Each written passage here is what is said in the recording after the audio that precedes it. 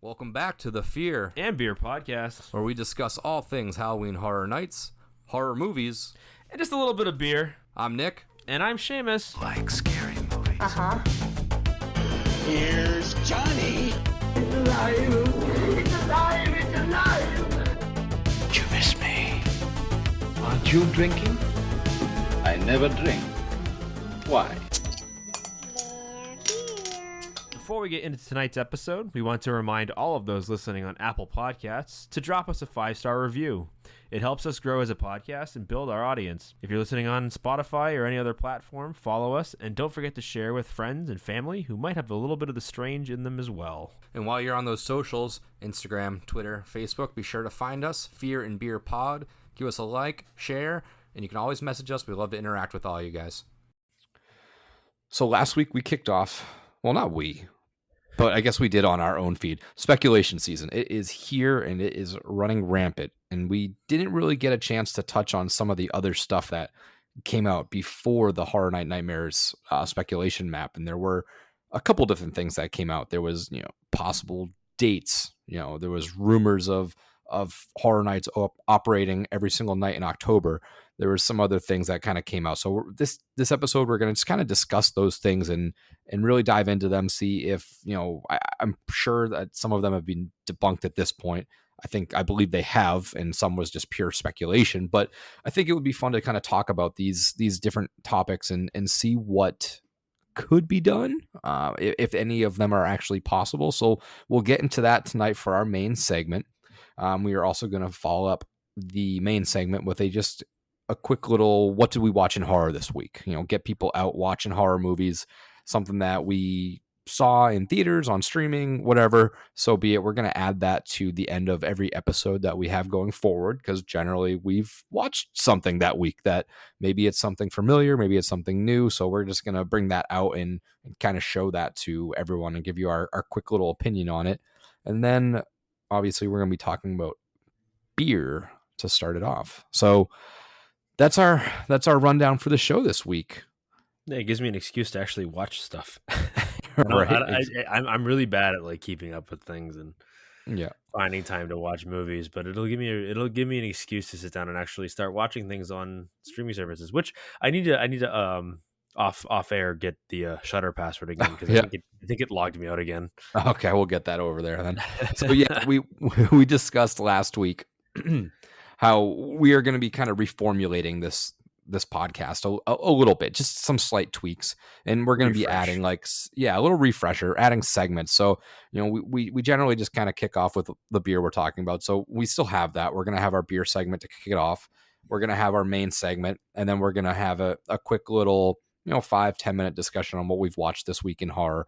And then as we get used to this, and as we kind of keep this train rolling, we're going to add in other little segments. They might be different every week, might be some repeats. We have some little ideas as, maybe a this or that kind of thing, some HHN history, some Mount Rushmore stuff, some sort of debates where we pick 2 scare zones and pit them against each other, or 2 houses and pit them against each other, something along those lines. So if any of those interests you, or if you have any ideas of a little mini segment that you want us to kind of touch on weekly, let us know, and we'll get onto that. So I guess as far as this episode goes, let's just get this train rolling. So right now, tonight, I am drinking something that I've drunk before, but again, being that we're going to reformulate the show a little bit, I've taken pictures of this so I can post these on certain days now, and that is Imperial CPB. This is brewed by Lupulin Brewing Company up in Big Lake, Minnesota.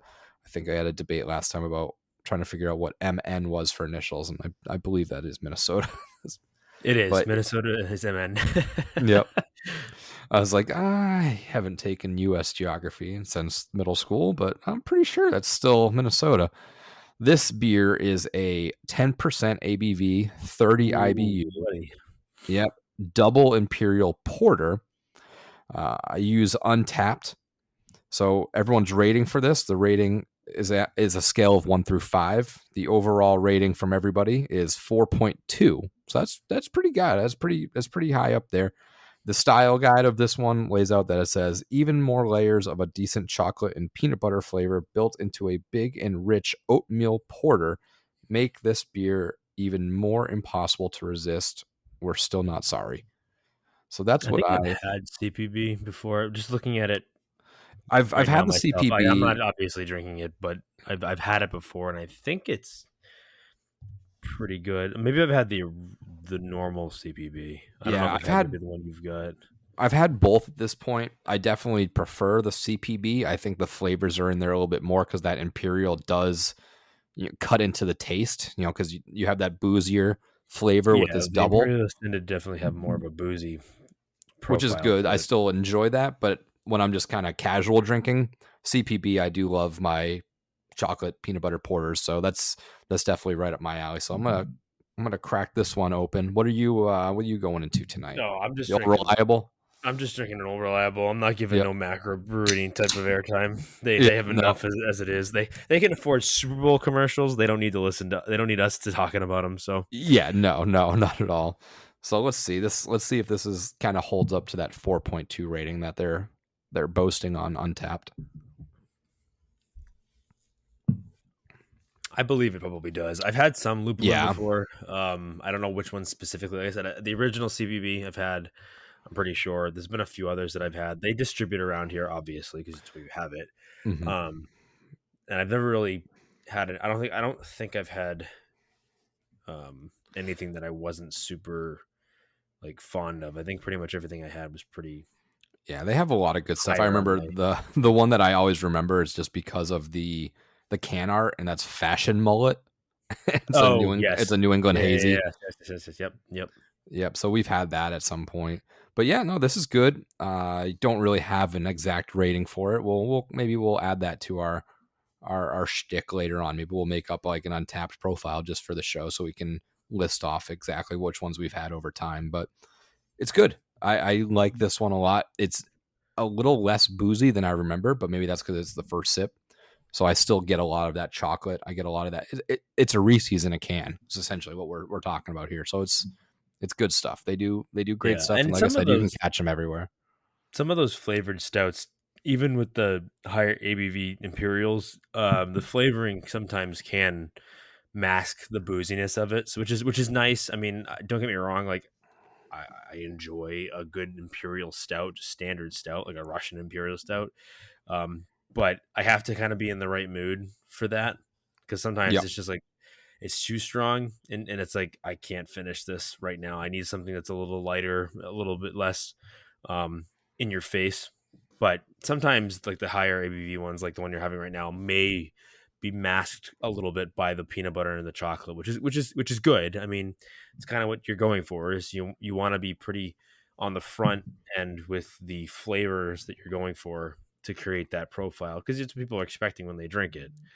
When you have something that's like, oh, chocolate peanut butter, and it tastes like, a whiskey going down because it's so heavy, that can be kind of disconcerting. But it still has that burn, I'm sure, that not extreme burn, but like that nice little warming sensation. Just subtle enough to let you know it's there. Mm-hmm. Yep. So that's that. That's for our beer segment. So let's jump right into the meat and potatoes of the episode because we have a lot of like various things to We hit are on. the And this most Irish Italian people ever. Like the beer segment and the meat and potatoes of the episode. Meat and potatoes and beer. That's just where we come from. yeah, that's for sure. So Sorry, I don't mean to let's let's get into a couple of the, oh geez. Yeah, we're definitely showing our true colors here. So let's get into a couple of these things because these all came out sporadically in the weeks sort of leading up until the speculation map was dropped. So obviously we kind of changed course and touched on that stuff last week, which again, we'll touch on a little bit later, but we'll talk on some of these other points before. And the first point I think we can just talk about is the dates. Now, I believe this came about from an Indeed posting. I believe that this has been debunked as sort of like a scam kind of thing, trying to get just applications for something else. But it was posted for like a Halloween Horror Nights attendance and stuff like that. And it did give out the dates of September 1st through November 4th. So we definitely have that early September start. We've had that the last couple of years. So if we're looking at the calendar, September 1st is Friday, which is typically where they will start off because they'll do the cast member previews either the Wednesday, Thursday. So it's not, it does seem like that first Friday of September is when the event, as of late, has been getting going. So even though this post itself was sort of, debunked or dethroned, or however you want to talk about it, I do believe, that September 1st does look like an ideal start date for the event. If I was just looking at the calendar and said, this is that, I don't necessarily see them starting it on a day other than a Friday. And being that they did it early September last year, I don't have any reason to think they would jump up to the 8th. And I have no reason to really think that it would extend a week and start August 25th. I'd love it to, but there's nothing in the past that shows me that that's what would happen. So, September 1st as a Friday, I think it's a realistic date. Is that out of left field, do you think? Well, which part? The starting on the 1st? Just the starting date, yeah. Chances are the way the months this year are ending up, it seemed like obviously the 1st is a Friday. I think that makes the most sense for opening night, September 1st. It's a Friday night. Had like the 20, had like August, 30th or something like that ended up on a Friday. I could see them starting a couple days before September. I could see that happening, but an entire week beforehand into August, I doubt it. Now, are we talking potentially having, media night a week before? That seems like something they could do, or having some sort of during the cast member previews or something, because they've been doing media night, which we don't get invited to. Yeah, we haven't gotten invited to it yet. But it's fine. It's fine. I don't want to go. I don't want to go at this point. We're just two jokers with mics. But at this point, I don't even want it. But they've been running it on opening night generally. Yeah. So do they plan on having maybe some openings? I could see them doing that at some point in the future. Yeah, they'll generally do the cast member preview like the Wednesday, Thursday leading up. Yeah, but that's more of a specific thing for their employees. I'm thinking that maybe like annual members or something like that get like an extra like a pre-opening opening night or something like that, or maybe they do make some sort of night specifically for media night or something like that, rather than doing that on opening night. Yeah. Either way, I don't see it starting a week early. No, especially considering that would be, like I said, the 25th. That seems kind of early, but who knows? Yeah, I guess anything could happen. I think September 1st is the safest bet you're gonna get. And then running all the way through to kind of look towards, unfortunately, we have to, looking towards the end dates. The 31st is on a Tuesday this year. And I believe the last time, I think I went back and checked, the last time that it fell on a Tuesday was 2017. And that event ran the following weekend as well. So it ran from Wednesday through Tuesday. They shut down for that Wednesday, Thursday, and they opened up on November 3rd and November 4th, that Friday, Saturday, which is the same layout of days that we're looking at this year. So I'm curious if we do the same pattern where that last week is Wednesday through Tuesday, take a little break, and then you have the last hoorah on the following weekend, the 3rd and 4th. Or do you just like keep it going from 25 all the way to that Saturday and keep that Wednesday, Thursday open? That's a long stretch of asking for all those people that are working this event to continue, because if you're doing 10 days, 11 days straight, if you do that Wednesday through the following Saturday. Yeah, I would say that it's a pretty safe bet that they'll definitely stay open until that following Saturday, and have that Saturday be the last night. Do I think that they're going to open up an couple extra days in the middle of the week? Probably not, but I could, again, don't see why it wouldn't happen, but it kind of leads into the next thing we're going to talk about. But I think that being that Halloween's on a Tuesday night, I can't imagine that they'll end it there, or give you like Tuesday and Wednesday and then end it there. They'll probably go through the weekend and get that one last, final Push. hurrah on Saturday. Yeah, I could see that happen. So I mean, even though this date thing was sort of hokey, I do think somebody looked at the calendar and looked at history and said, "Hey, the first Friday in September, this is the date. Halloween is on this Tuesday. Last time it was on a Tuesday, it ran through the 4th, which is the same exact layout that we're looking at this year. So yeah, I could see it reaching into November this year for sure. I could see them taking that Wednesday, Thursday off after that. I'm sure they refer to it as I would refer to it as Hell Week, which is just the biggest crowds, the biggest influx in people. But I'm for it because Halloween night has sort of dropped in like how ridiculously overpacked it is. But with it extending for that Friday, Saturday, I feel like it would be a little bit of a break. Like people at that point may have done their Halloween stuff. I feel like it would be very local oriented. I don't know if people would necessarily travel specifically unless they came in that Tuesday, did Horror Nights, took 2 days off, and then stayed through the weekend. I don't think they'd specifically be traveling just to hit that last Friday, Saturday. I'm sure there's some people out there, but not the majority. So, now that you bring that up, I'm glad you did, because I was going to say something. So I think that being that Halloween falls on a Tuesday, they usually will plan these types of things around typical vacation timing, where people will maybe coming in that last week for vacation, for example. So like they'll fly in like the Sunday or the Monday and stay for the week. So it would make sense to have it open through that weekend, because people will probably be in town for vacation that week. So rather than just ending it on Tuesday, it seems kind of abrupt, especially when it's not a year where like Halloween neatly falls on a weekend day or something like that, or on a Monday. Which is better for us because now it forces them to either go an extra couple days forward or an extra couple days on the tail end. Like if it ends on if Halloween was on a Sunday night, which we've had in the past, that's just the end. Right. That's the end of the weekend for Horror Nights.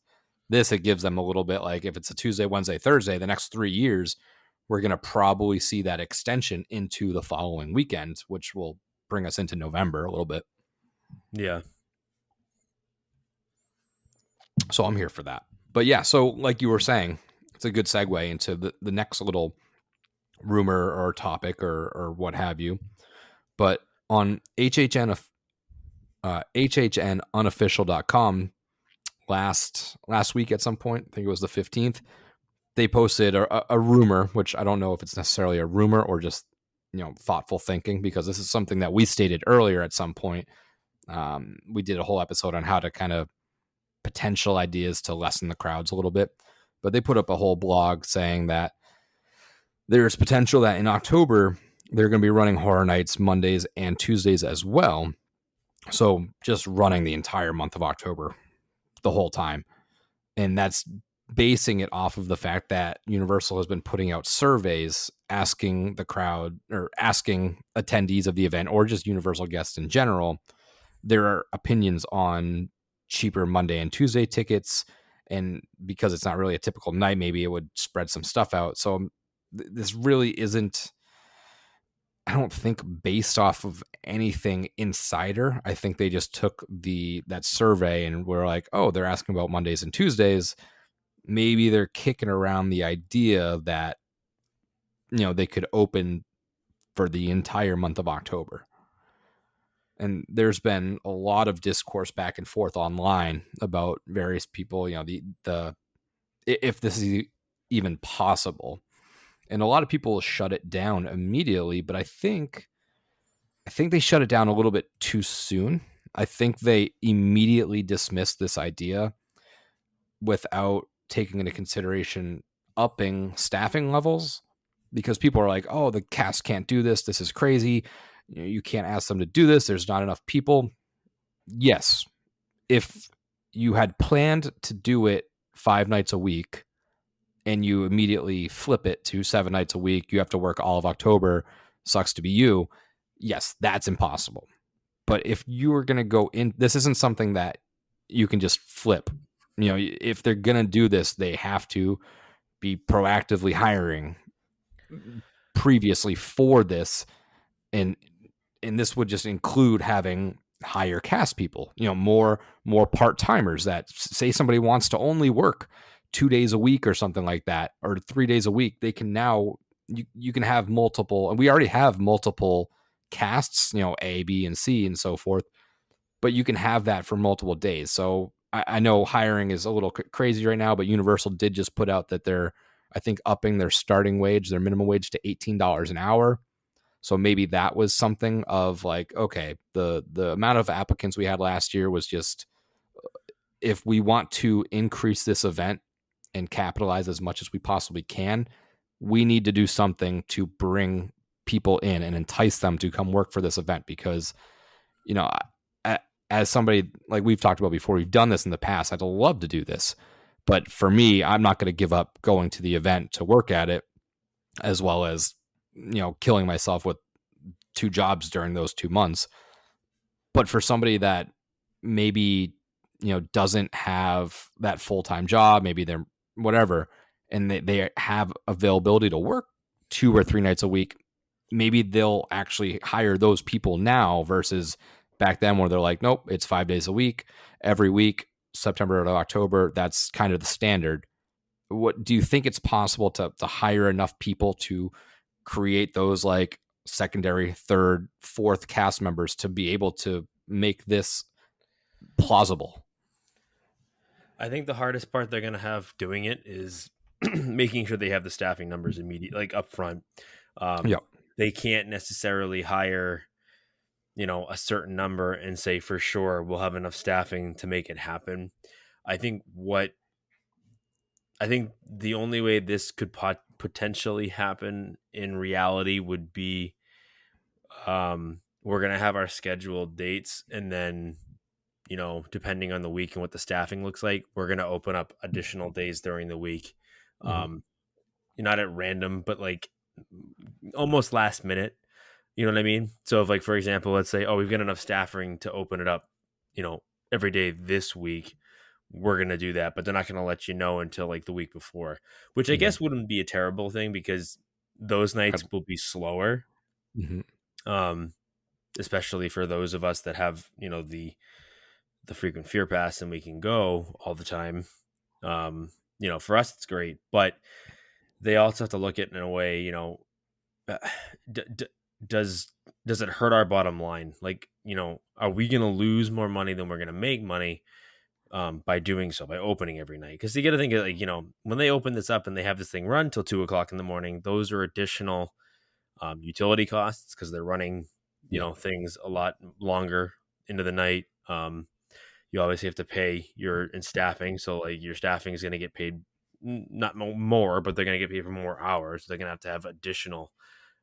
It's not just having the number of people; it's also having the money to pay them. Now, I'm not saying Universal's like hurting for money, but you know what I'm kind of, I'm trying to say, like, it's tough because it's untested waters. They don't know if it'll be profitable because it's not something that has necessarily been done besides makeup days.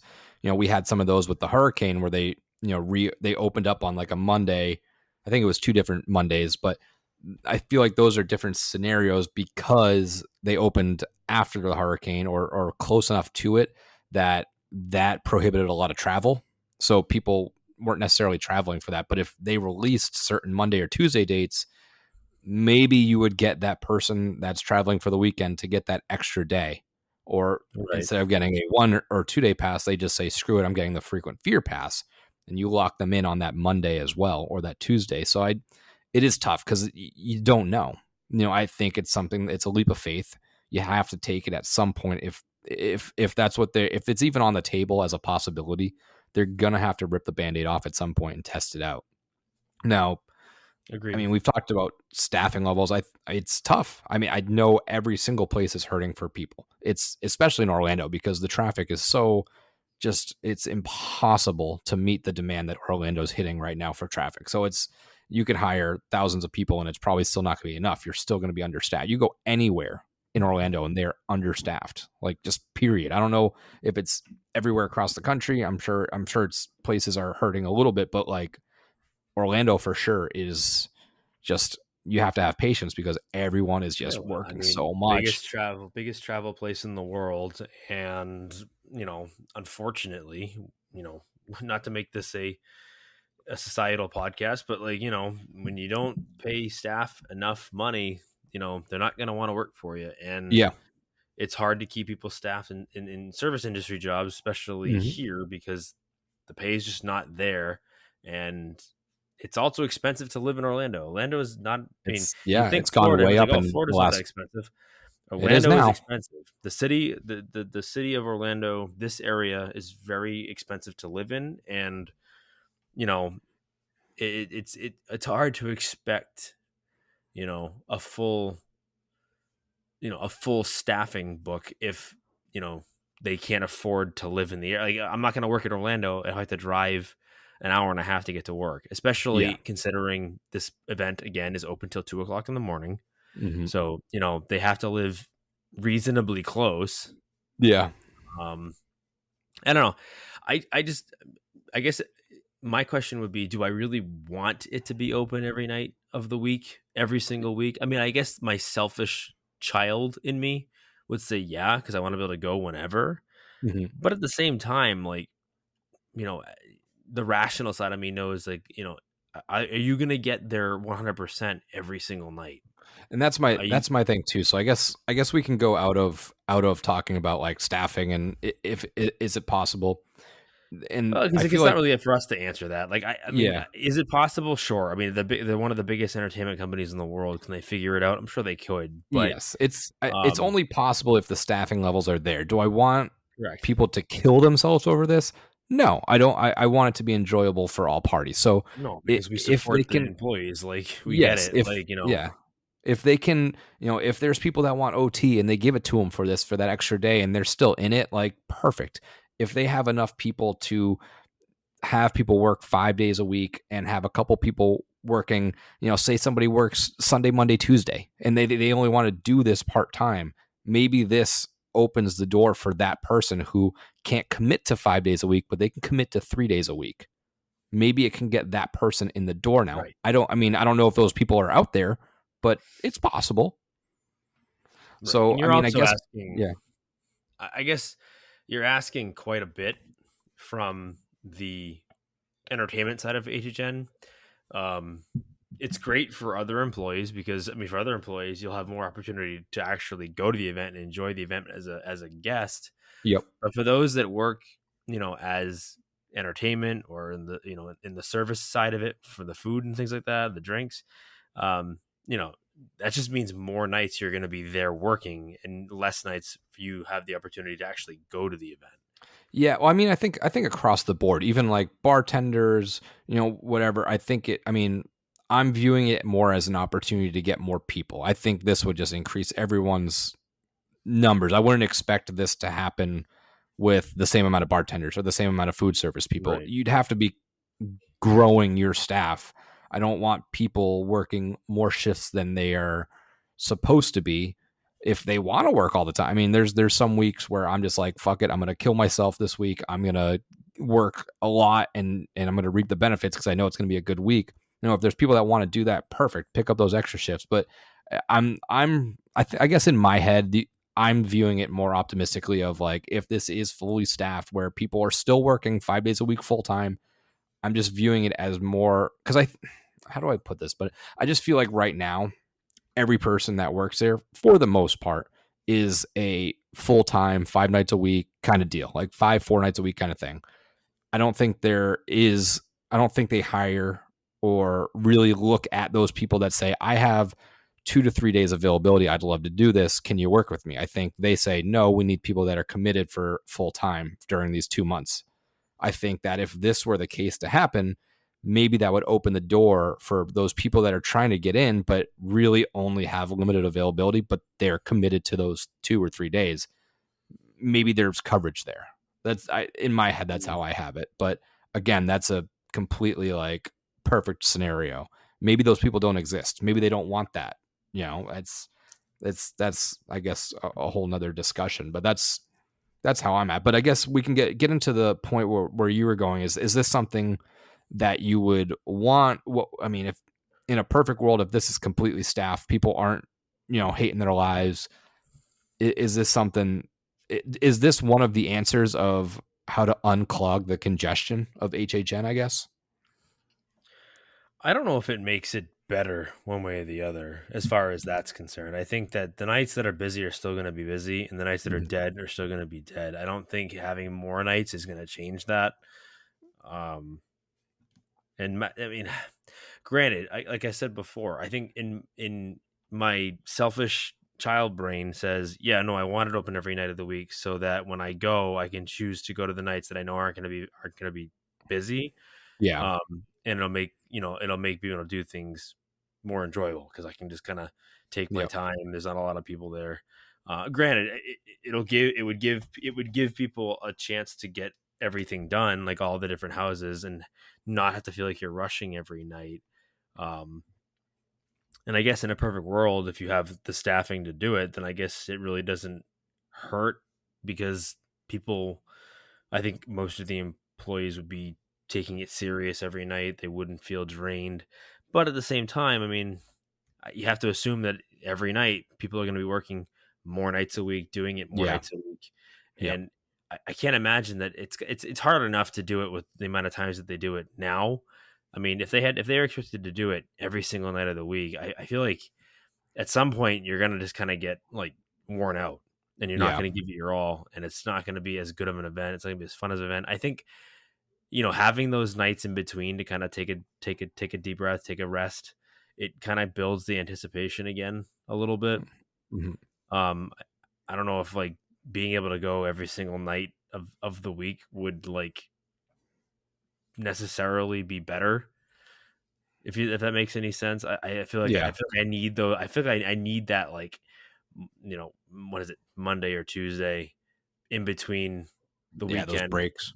Yeah, I need that break, partially because of my wallet and partially because of the food and the drinks that I shouldn't be consuming every single night. I can't eat a burger filled with jalapenos and candy 6 nights a week and just That's destroy my porcelain in my bathroom. Right. I think that, like, my body couldn't handle it more than anything else. I'd be a bear. I'd have to go hibernate for the winter after that. It would be really hard. And that's the thing too, is like, I would only want it if I could enjoy it. If I could actually make use of going a lot more than I already do. I feel like having the nights we do with the freaking Fear Pass, I think is enough to begin with for what I need. Granted, that's just me. Someone that like gets a freaking Fear Pass and goes literally every night of the season. Yeah, I'm sure they would love to have more nights, but for someone like me who's like, if he's lucky, he goes twice a week. If I'm lucky, I go twice a week, and I'm happy with that because I enjoy it. It's fun when I go. I don't feel and you're not burnt out. I'm not burnt out by it. Monetarily, financially, it's hard for me to commit going a lot more than that. Partially because I also live 25, 30 minutes away from the theme park. It's not like it's not a hop, skip, and a jump to the theme park. Correct. Yeah. And I think that's part of it. Part of why I'm like, no, I kind of like it where it is. I'd feel more obligated to go a lot more, I think, if it was right. If you knew it was going on a Monday. Exactly. I feel like I'd have to go more. But I don't know. I'm not really sure. The other thing too you got to think about is, if this was to happen, you have to imagine that at least the multi-night tickets will go up in price. Frequent Fear Passes will definitely go up. They'll have to, because if you need to staff the park to fit those that number of extra days, the ticket prices are going to have to go up. You got to get the money from somewhere, and you can't like gouge drinks and food much more than you already are. So where does those price increases come from? It's going to be ticket prices. Yeah, and that's, I guess, my next thing is even with ticket prices, if they did this, obviously we'd expect a jump, but what I could see happening is maybe not as big of a jump, but saying maybe adding another tier. So that way, kind of what we have, that Frequent Fear Plus or whatever, I would say maybe it's just Monday through Thursday with some Fridays versus having like Fridays with some Saturdays. So they're leaving the weekend mostly for that, like, that's one day ticket. That's a good point. kind of thing. So I mean, I would be okay with that because I go on some Fridays and some Saturdays when I can, and I don't necessarily enjoy myself because it's so goddamn busy. So I go because I have the pass. I'll do the scare zones, maybe hit 1 or 2 houses depending I on think if I go early or late. But if I was pushed out of the weekend, I really wouldn't care too much if I still had my Sunday, right. Monday, Tuesday, Wednesday, Thursday, so on. So I think there's a couple things with this. One being that too many ticket options doesn't make a lot of sense for them either, because they Yeah. are only going to sell so many of each tier. Mhm. So if they were to do this, yeah, they'd have obviously the upper tier would encompass every day. You can go Yeah. every single day, anytime during the season. There's no blackout whatsoever. And I think, the top line tier right now does that. Basically, you can go every day of the year of the season, every Friday, every Saturday, every weekday. Yeah. If they were to do this and add all these extra days, I think what they would end up doing is they would have the top tier beer go any day you want. Mhm. I think the tier below that would be every weekday plus Fridays. Mhm. I mean, I'm sorry, not every weekday plus the like we have right now. Every weekday plus the first and last Saturday of the season. Yeah. Then they would have just a weekday pass, Yeah. so you can go Monday through Thursday. Well, I suggest the weekday. Sunday through Thursday, I guess. Basically, Yeah. my thing would be not even that. I think it would be like literally Monday to Thursday, and that's it. Mhm. No weekends, no Friday, and then Yeah, so the three tiers. So Monday through Thursday, and then you'd Right. have Sunday through Fridays, some Friday, Saturdays, and then everyone, and then every day. I think that's how they would do it.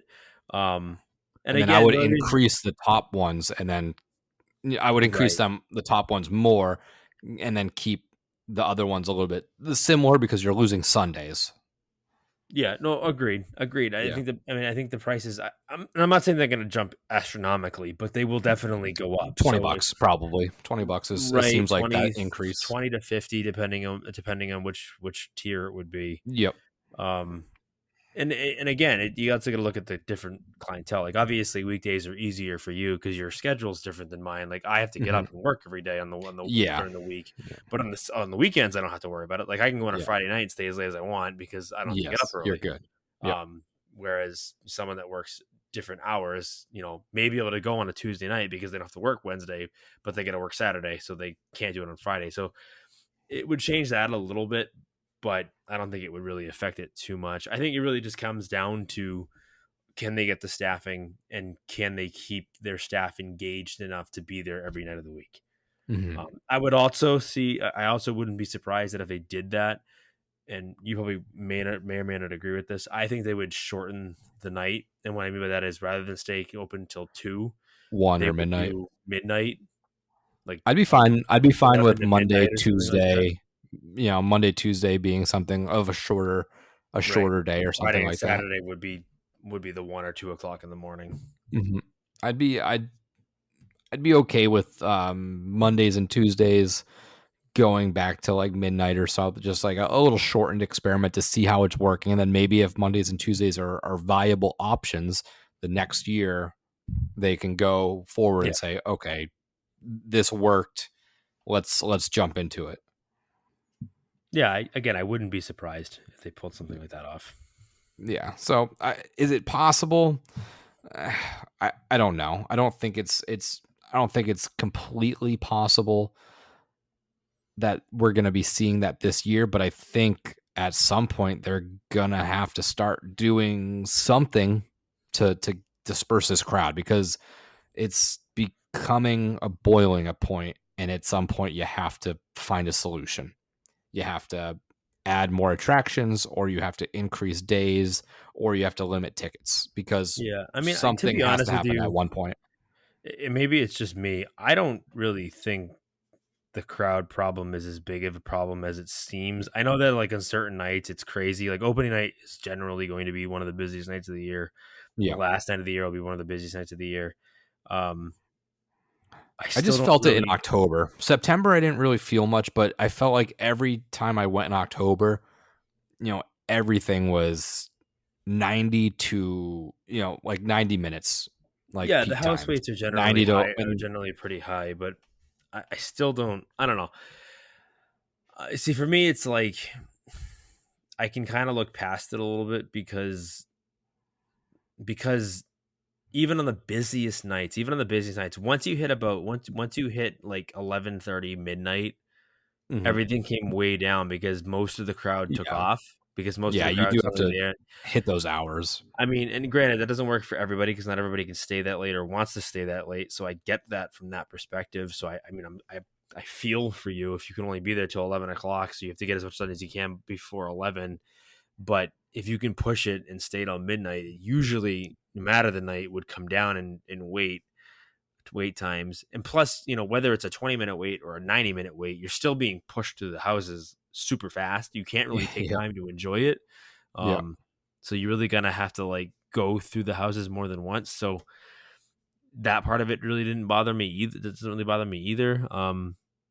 Granted, if I'm going alone or I'm going with say a spouse or something like that, or just one other person, the waiting can be kind of a pain in the ass. But like if you're with a group of people, it's a little bit easier to deal with the wait because you've got a group of people there to hang out with and talk to. But Yeah.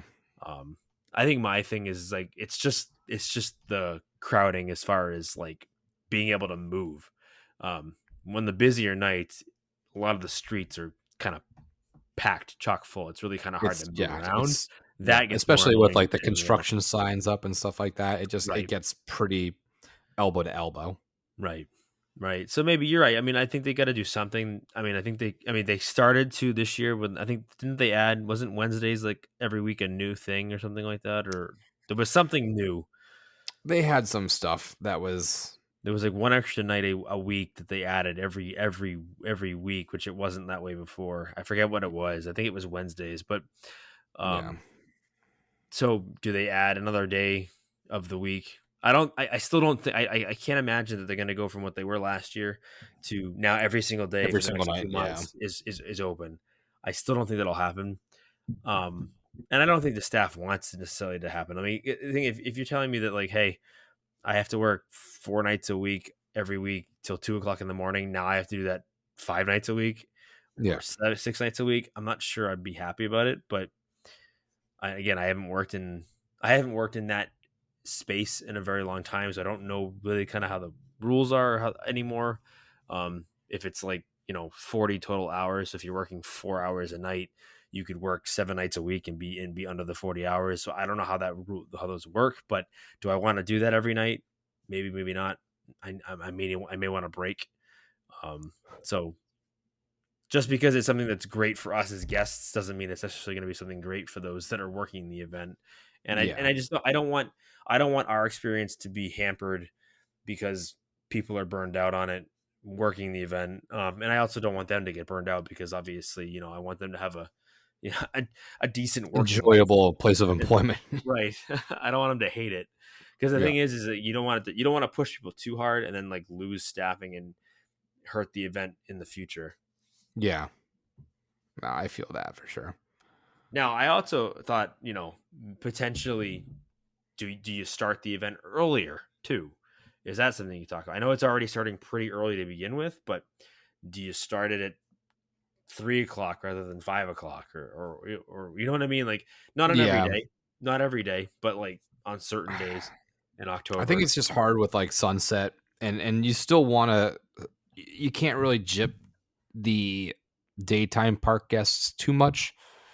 I think we're already asking a lot of like closing down the place early for those families that come.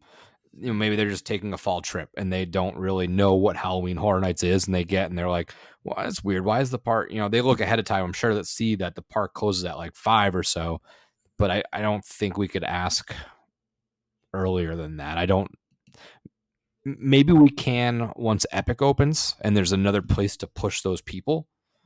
But I think until that time comes, I don't know if we can cut off one of the parks completely even earlier than it is. Yeah, or you leave the park open for the remaining 2 hours, open up the houses, but only allow those with event tickets to get into the house. Could do something like that. I mean, that's how they ran the houses during that COVID year, the first Right. two. So, I mean, that is some daytime operation stuff. That'd be interesting, because then that would really be a benefit for pass holders, because Correct. if you only had an HHN ticket and not a universal pass, you wouldn't be able to get that access. So that's interesting. I never really thought of it that way. I don't hate it. The only thing is that when they did open Horror Nights, the HHN people with tickets would be walking into not necessarily the opening, because the lines would already be lines. I don't know if I'm saying that right, but No, I know what you they, mean. Like, there yeah, may already okay, be a line if yeah, you open the. Yeah, I get it. Who knows? There's a lot of but ways I don't you can hate think it. about it. But I mean, I think my ultimate point with everything is that I understand the issue with the crowds. I know it's a shitty part about the event is that Yeah, it's busy. That happens when you're the biggest haunted yeah, attraction yep, in the world. I mean, what do you at that point? What do you want them to do? Like, there's only so yeah, much they can do. correct. And again, I'm not opposed to them opening the event every single night of the season, but I don't think that that's going to make the crowd problem, as some people see it, any less Go, worse yeah, than it already is. Like, I'm sorry, like, yes, will it spread out the amount of people that are going in for like vacations and stuff like that, like those that come on vacation? Yeah, it'll spread those people out, but it's not going to stop the majority of freaking Fear Pass holders who are going to go more nights a week. yeah, Like, no, the crowd's going to be the same if you decide to go 5 nights a week rather than 3. If yeah, that makes any sense. Like, I don't see how just opening the park more nights a week is really going to change the crowd problem. The crowd problem is going to only get better, I think, when you open up an additional theme park and consider potentially opening up more houses, which again is a whole big host of problems in its own right. Like, 10 houses already is quite a bit. Opening up more houses, and we've talked about this before in the past, how hard that is too. There's not a whole lot you can do about it, unfortunately. It's just, yeah, the bigger the event gets, the more people are going to show up for it, and it's just something you got to kind of put up with. It's like going to a music festival. You have to expect that there's going to be 1,000 people yeah, there, and unless you plan on being there 3 hours early, you're not going to get to the front of everything.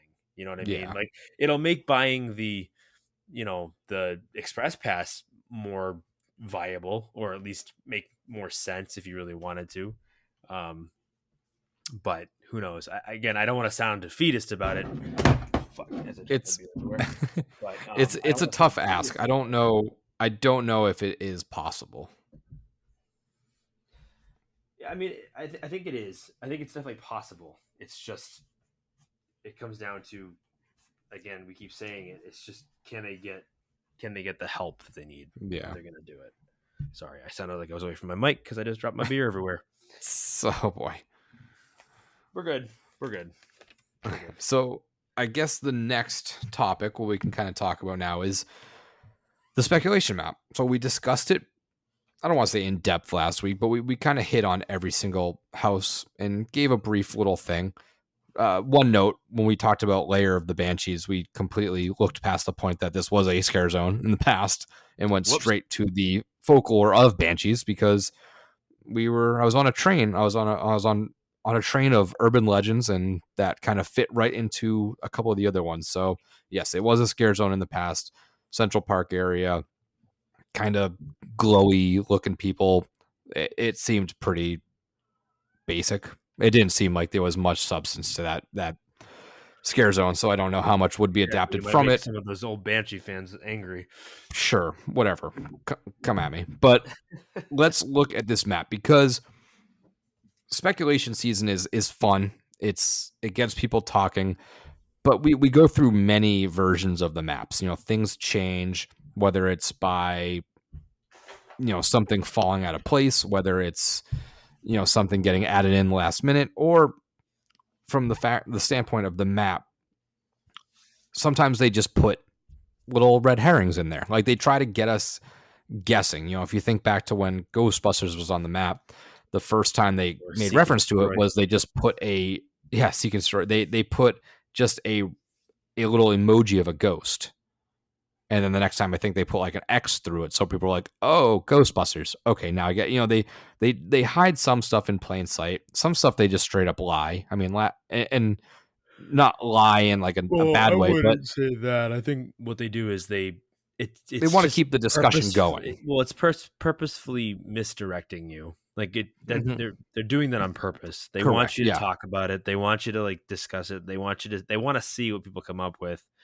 So they're not going to give you everything just like handed on a platter. Like they're going to make That you wouldn't work be for it. fun. Yeah, that wouldn't be fun. If it's February and we know what's coming 100% in September, October, that wouldn't be fun. And I don't know that they necessarily know everything 100% and they're misdirecting on some things, or if they do know everything and they're like, all right, let's see which breadcrumbs should I, reveal this time. Correct. We're also Then we can go from there. we're talking about a speculation map by people that don't work for the company. Now they know a lot Correct. more than we do, but at the same time, they're only given so much as well, and I think that they only have access to so much as well. So they're speculating just as much as anybody else is. Correct. So Like they don't know the 10 houses. Like they obviously know the one. We know Chucky, but like they don't know necessarily what's coming. They just kind of yeah, and I mean maybe some they do, some they don't. Some are more confident than others, but it's not for sure. So let's, I guess, dive into this map a little bit and just kind of discuss things that maybe are right in front of our face. Maybe they're not. And I guess I'll just go one because I saw a funny little tweet about it and it kind of got me going down a rabbit hole. So Devil Dogs. I kind of am not feeling that that's going to be a house now. I don't know why. I just kind of have a weird instinct on it. And that being Horror Night Nightmares tweeted out a picture of Devil Dogs, the like hostess treat. yeah. And it kind of made me think of I these connections are so stupid, but it got me thinking of like treats and like sweet treats. And could they be hiding a Sweet's Revenge house from us with that Devil Dogs reference? Or am I just like insane? I mean, I don't think it's out of the realm of possibility. I think it's a cute little way to look at it. I mean, It's just a fun little play, like it's a little way to bit of play a with stretch, people. just a little bit, because usually when you think of sweets, you think of like candies, not baked goods. I think Because I think it said like sweet something on there, like on the box itself. Yeah, I mean, I guess again, I don't think it's out of the realm of possibility that you're right. Who knows? I mean, it could very well be that, but I think it's also just a play on the fact that we say Devil Dogs, you think of Devil Dogs, the Yeah. the dessert. Mhm. I'd be more inclined to believe that the Devil Dogs is on there, and we actually are getting more of another Slaughter Cinema house. So yeah, so not So less of specifically Devil Dogs, but maybe sequels to a lot of the Slaughter Cinema expanded or expanded universe or something like that. yeah. After first look and kind of taking some time to look on these things, the Devil Dogs one does feel something. I'd be very interested in it. A house of biker werewolves. But again, on the surface, is there more to that? I'm sure they could write a story and really stir something up, but I think I'd be more excited if this just was a straight up Slaughter Cinema sequel and had what we know in the past, multiple little compilations of these fake movies, and you can even use some of the ones you had previously again and just extend the scenes a little bit. But basing an entire house solely off of I think it was just the one room, one little bar scene, is a little bit of a stretch. So I'm not sure. That one is one that definitely stands out to me as like probably up in the air, I'd say. Is there anything else? Is there anything on here for you that's kind of jumping out that is like, I just, you're just not buying it right now?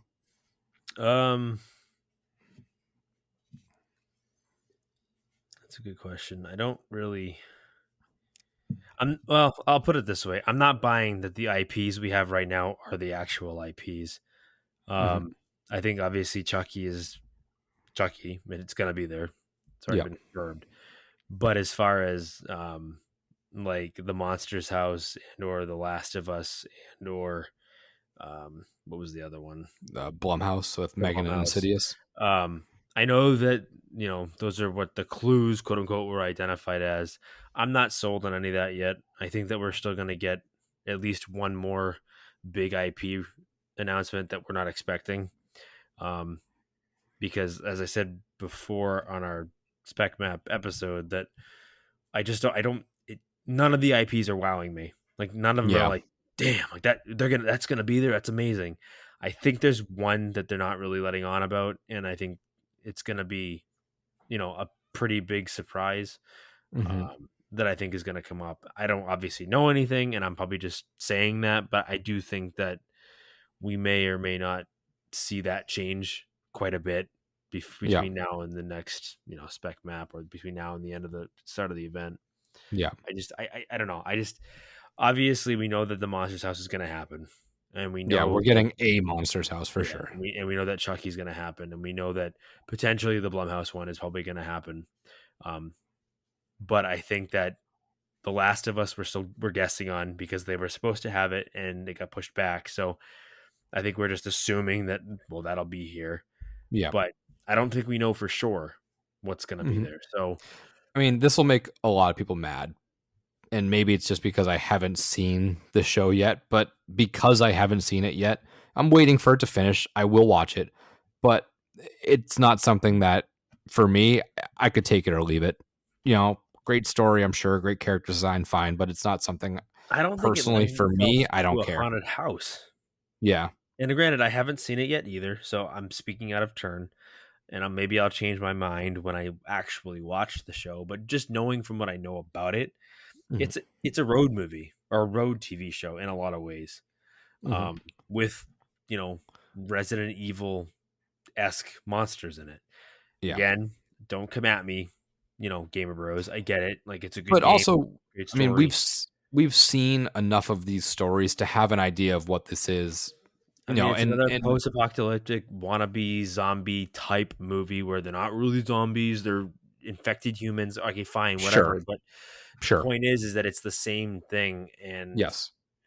um, And I'm sure the drama in the series is like amazing, but it in a is. I'm house, sure the it's well drama doesn't acted. matter. In Exactly in the houses, that's a non-factor. right, We're and it's looking at just setting and characters. That's really it. correctly. I said correctly. Correct. If it's Correctly. if it's going to be literally just the monsters from the TV show, I don't Is it know. worth it? I'm not really sure I'm wowed on it. I mean, Stranger Things worked because the kids are such great characters and they're so much a part of it than just the monsters themselves. Well, that Uh yeah, and, and and, the and that monsters are just different. right, and that can kind of carry forward in the house. I think with The Last of Us, yeah, you can get Joel and And the Ellie. little Ellie and then the monsters, and you can kind of get the idea. But again, at the same time, it's literally just these two against the zombie infected people Yeah. that look a lot like Resident Evil monsters. Yep. And the story doesn't come through as well. Whereas Stranger Things, it definitely comes through the nostalgia aspect of it. Granted, I think part of it's because the Stranger Things story, although it's well written and it's good, it's a very simple story. I Yeah. think there's more nuance to The Last of Us. There's more of a social commentary in that. Mhm. And Yep. again, not something that's going to come through in a haunted house. And not what Yeah. I'm looking for in a haunted house. I don't want to go through a haunted house and have to think. Like, that's not what I Yeah. want. I just want Um, to see it's stuff. like, it's kind of why the Us house didn't really work. It's because, yeah, it was cool to kind of see some of this stuff up close and be a part of the story, not just watching it on the TV screen. But at the same time, the whole Us theme, the story and the social commentary of the movie doesn't carry through in the house. It has nothing Yeah. to do with the house at that point. What's memorable about that house is just again the characters you recognize, the music, and And the that last costumes. scene with all the fucking dummies. Yeah, right. You know, those are the things you remember about it. Whereas with like Stranger Things, like there's really, I'm not trying to get anything story wise out of it, other than I just know story. I just want to see the Stranger Things. Demogorgon. I I want to just want to see see the the characters. yeah. I want to see the monsters. And for some people, I'm sure that's what it is for The Last of Us, and that's great. I mean, if it's actually an actual house and it's gonna happen, I'm gonna be super happy for all you all that are like really into the show and you want to do it and you want to see the house. That's great. I'm happy for you. I hope it turns out to be exactly what you want it to be. But for me, like you said, I'm not super like, yeah, this is what I want for a house. Yeah. I need one of those classic retro horror properties. That's really that's what will wow me. Depending on what it is, not all of them work, but I need something on the spec map IP wise to be like, that's gonna be that. That's like if they redid The Shining, like you'd be like, oh yes, give me a Shining house. And again, that's just me being a fan. And yes, that's what's great about this whole thing is that, you know, everybody will be a fan of something, so there'll be something that people will be happy about. This just isn't it. There's something on this spec map for me that's like, boom, same like, boat. That's like the thing. Like if they did another Thing house, that's another one that I'd be like, oh, let's go. Like finally, like that. Whereas I don't know. Yeah, Chucky doesn't do anything for me. Last of Us right now at this point of the recording for me, Last of Us doesn't do anything for me. I haven't seen it. I know about it. I'm going to watch it. I've said this plenty of times, but we'll be fair. We'll be fair and say we're going to reserve most of our judgment until we watch the show. Correct, but at this point, it's not making me go be like, "Here's my money." Right. I'm going to give you my money. I'm going to give you my money anyway, based on what we know about it as of right now. Yeah, everything that I know because I played the game. Yeah, never watched the show. Yeah, so let's talk about something that we were kind of talking about there, and that's Stranger Things. Now, this is interesting. This eye location on the map with the guitar and the lightning bolt, which does not say original, has, you know, we had speculated last week, musical artist.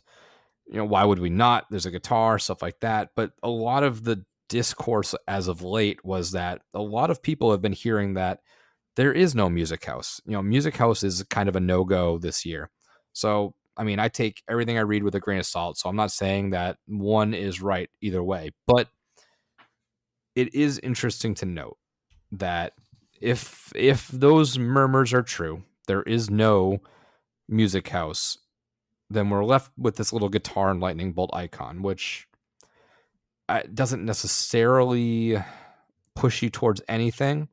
And maybe we're just grasping at straws here because we want to see it. But I mean, maybe because I'm rewatched it this week, but season 4 of Stranger Things literally ends with our beloved R.I.P. Eddie, you know, shredding the guitar with red lightning going around him the entire time. Now, I know that a lot of the Stranger Things Netflix stuff is like dead talk. It's probably not happening, but I mean, it's worth at least bringing up. And that's something that I think some of the other chatter as of late, I think, I'm not going to put words out in people's mouths, but I think Legacy, the insider, was stated as saying that, you know, The Last of Us isn't the biggest IP.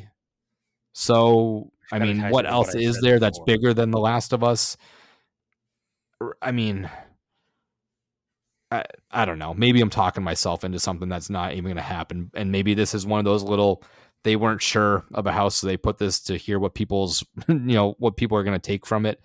But if there is not a music house, I just don't know what else this could be. And I'm sure there's something, but I mean, there's a couple things. One, I think it's interesting that it's a cool tie-in, like with what you're coming up with, like guitar, lightning bolt, that played a huge part in Stranger Things season 4. My first thought would be, why not just put Stranger Things on there? Like why? Yeah, why, I mean, why play with the icon? You know what I mean? Like why do that? I mean, it could just be like, maybe it's that half information where they're like, maybe it is, maybe, you know, nothing's definite. So let's just put this, because we don't want to necessarily get everyone's hopes up yet and just kind of like rip their hearts out. Map. You know what I mean? Like Yeah. you do this every year, where like you put things on a spec map and everybody goes, "Oh, that's really cool," but then like it changes. Well, that Yeah, sucks. you just don't want that heat, I guess, and you don't want to have to answer the question a Well, thousand but how am times I of doing like, a well, spec map? you said Stranger Things was coming. Yeah, well, shit happens. Like, not everyone understands that. Yeah, I don't But know. I I think it guess is also like, say they do know, like this is another instance of, why would you? It's only version 1. You don't have to like, show all your goods. You can hold a little back, because I know if I had insight and I knew all 10 houses, I wouldn't put a spec map out with all 10 houses. I would fuck with people. I would put a little bread, especially for like the highly coveted ones, because then you have two jokers like us Yeah, looking at this I and guess being so. like, what is the big I draw? just don't. Like, At the same time, I don't like when they treat like clues that are quote unquote unhacked on Twitter and then use that as gospel. yeah, Like the monsters Dracula and Phantom yeah. and the Blumhouse. Like, well, this is totally this is happening because this is No, this is what we yeah, discovered no. on. And it's like we don't know that for sure. Like, yeah, Yeah. you guys all cracked the code, quote unquote. You think you cracked the code, but You cracked the code to a rumor. Like, it's right. not And the thing cracked the is code this to a this brings me matter back of to like fact. when I was coaching robotics and they would release like clues for the game. Mhm. And everybody would think that we cracked the code, and they're all pretty convinced that they cracked the code, and they're all sharing the same thing, saying this is definitely what it's going to be. And then, when the game finally releases, and they're all completely wrong, and it had nothing to do with what they were saying they were doing. It has nothing to do with what they were saying it was. Yeah. They all look kind of silly. So, granted, do I think that those are definitely a good possibility? Yes, but I'm not going to sit here and say that this is definitely going to happen. So, I have a hard time with them like buying into that and putting that on the spec map. And then I don't know. Part of it's also, I think, me just not being super wild about another Stranger Things house either. Yeah. Like, yeah, I don't know. Does that really excite me? If that's their biggest IP and like that's the big one, like I can see why. I get it why, because the show was good. The Vecna was a good character. I think because of how, I mean, yes, I think with season 4 being, I think, unanimously the best season of it, kind of by far and away. I think with the distinct human-ish character of Vecna, I don't think it's easy to translate, but I think it's doable. It's much more doable than season 2 with the mind, because they tried to do the mind flare and it was just, it was more silly than anything because it was just so large and ridiculous. But I mean, yeah, I think if you put Stranger Things on this map, it's the number 1. That's the biggest draw. Like 100%. I don't disagree with that. I think it is. Yeah. I just think personally, I'm not gonna. For you, it's I mean, granted, I mean, it will probably be really good. I'll probably enjoy it. But it's not like I'm also not sitting here going, yeah, I really hope that's what it is. The other thing too is like I think a lot of the whole it's not a musical artist is coming from a place where we don't want another musical artist in a lot of ways. Mm-hmm. I'm not saying we as in you and I or me specifically. General, yeah. I think just in general, the community is like, we don't want this to happen. This is not horror. So they're like, it's not a musical artist. It isn't. Well, you don't know that for a fact. Conventional wisdom would say that it probably is because the last 2 years they've had one, plus in the year in between, they tried to, and it fell through. So I'm not going to sit here and say immediately just because I don't want it to be that it isn't going to be. We don't know for sure. I'm just leaning more towards history shows that there is going to be another one, because history shows that, again, if we're going to do another Monsters house and we're going to do another horror Blumhouse, it would not surprise me at all that we have another musical artist house. Yeah, because I mean, it wasn't a house necessarily, but we had Rob Zombie, and then we were supposed to have Billy, and then we didn't. But then we had The Weeknd. So I mean, there is a trend that they're trying to hit to market. It's a marketing thing. Right. So, and then I guess you hit on it a little bit. The whole Monsters house, Phantom and Dracula. I think it's just such an odd pairing. It's a weird pairing. I don't know if I'm sold on it. Yeah. I'm sold on Phantom. I'm not sold on Dracula. Right. I So I don't know. Maybe it's selfish. Maybe I'm just hoping that what I said on our way too early predictions in October is true, where it's Phantom and Hunchback. So I'm gonna hold out until something gets like released. I'm just gonna say it's Phantom and Hunchback. I'm kind of gonna dismiss the Dracula off there because I I get it. He's marketable, whatever, but I don't.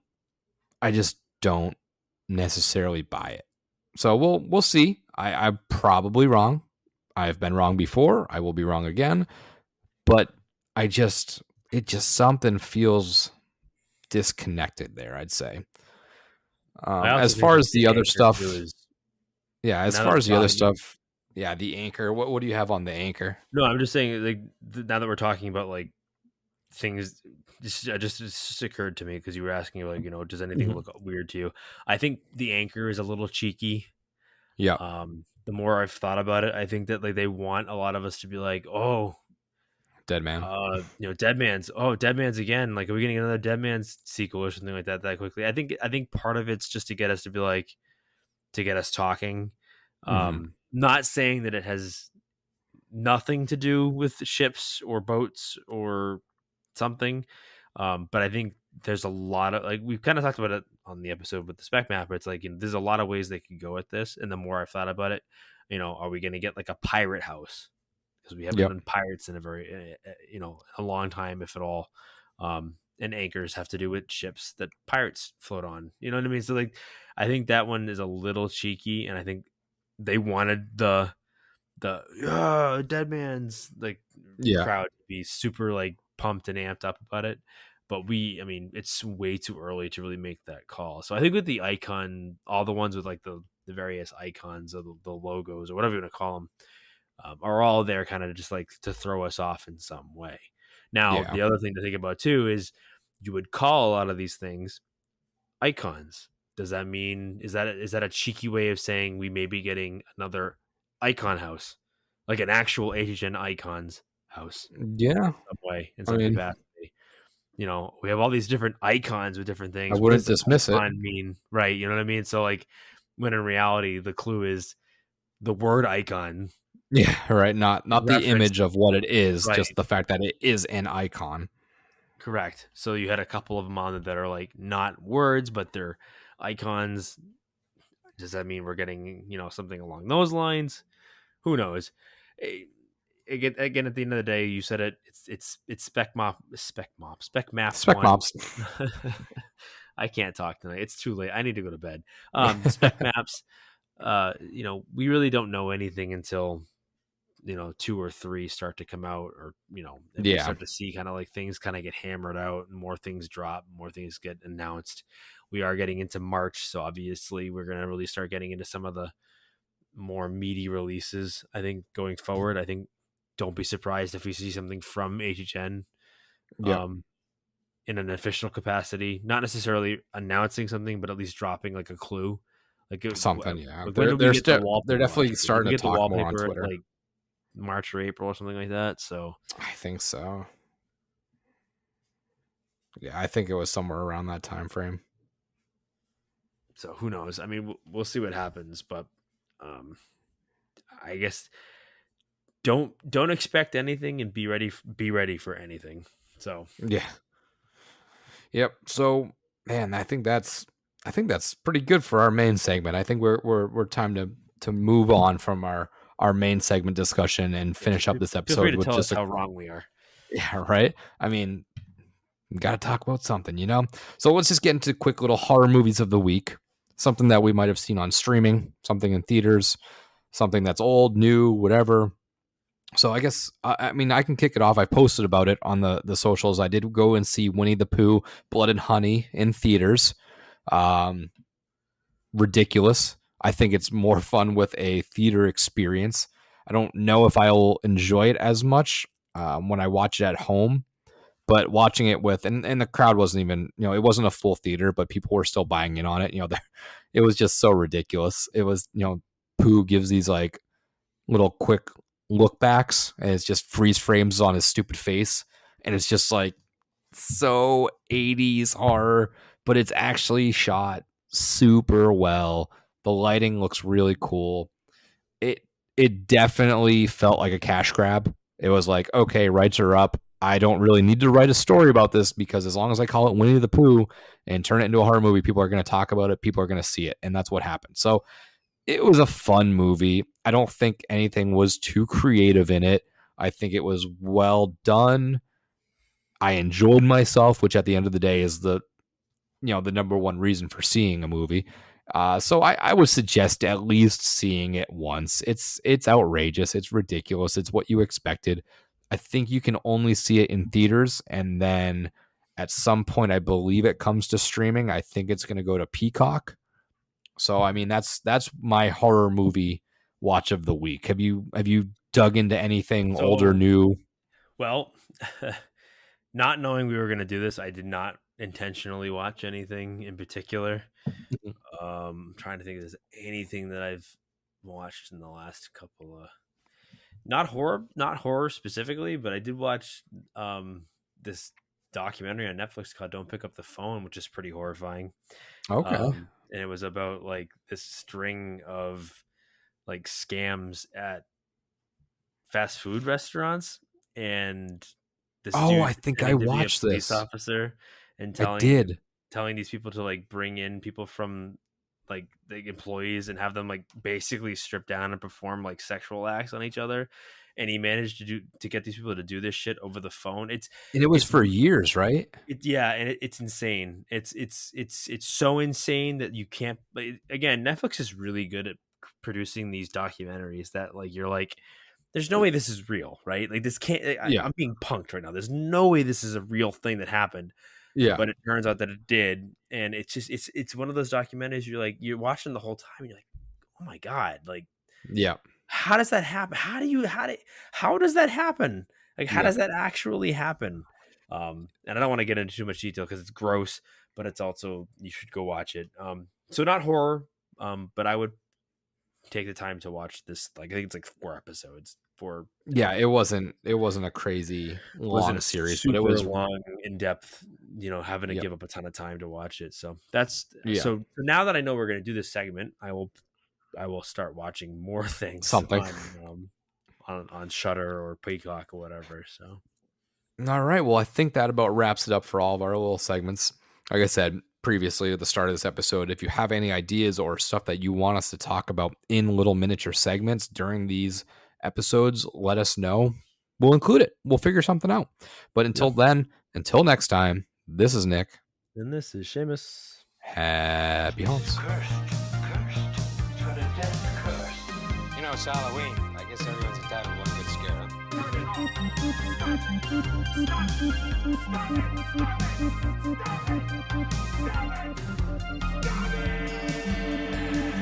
And again, I would just like to thank Vampire Stepdad for letting us use his music for our intro and outro music. So if you would, just go check him out. Spotify, Facebook. Again, that is Vampire Stepdad.